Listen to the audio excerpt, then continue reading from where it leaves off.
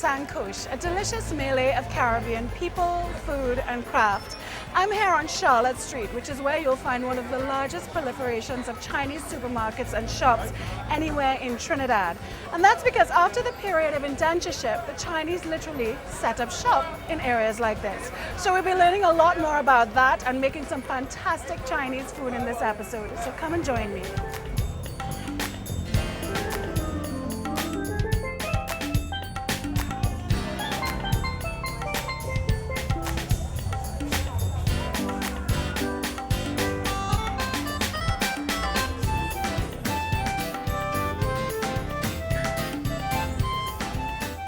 2006 will mark 200 years since the Chinese first arrived in Trinidad.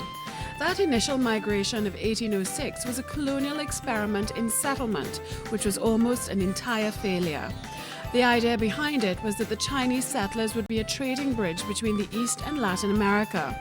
All of the 200 or so men that arrived were given free passage to return to China should they not like Trinidad. And as it goes, mostly they didn't. So by the 1810s, there were barely more than 24 of that original group left. It was the first organized settlement of Chinese in the Americas. The second group of Chinese came to Trinidad after the abolition of slavery as indentured laborers. Chinese peasants in Guangdong and Fujian provinces would have seized the opportunity to flee China during the turbulent years of the Taiping Rebellion. Historian Wally Look Lai explains. Guangdong and Fujian, which are in South China, Southeast China, were the places which traditionally have been most accustomed to the arrival of foreign traders, going as far back as the Arabs and the Indians and so on.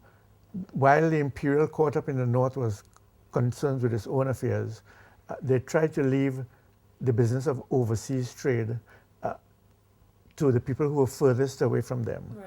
So these two provinces, as a result, developed a very vigorous overseas trading connection, plus a people and a population who were not afraid of foreigners, so to speak, right. or you could say less afraid than the northerners.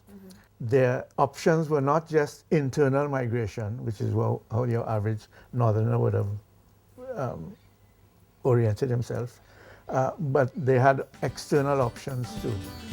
About 3,000 Chinese came to Trinidad during the 1840s, 50s and 60s to work in sugar as indentured laborers.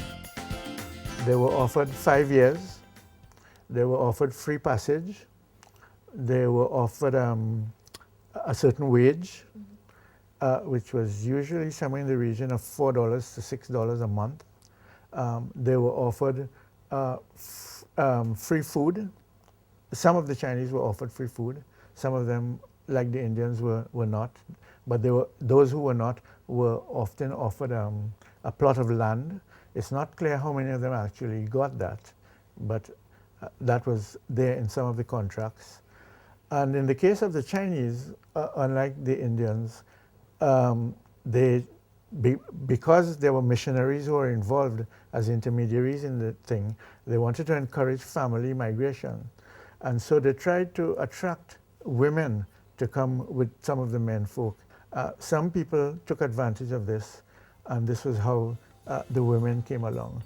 However, unlike East Indian indentured laborers who were guaranteed in their contracts a return passage to India if they so desired, Chinese indentures were not given the return passage clause, and ultimately this is why the whole system started to unravel, since including the clause made Chinese labor too expensive.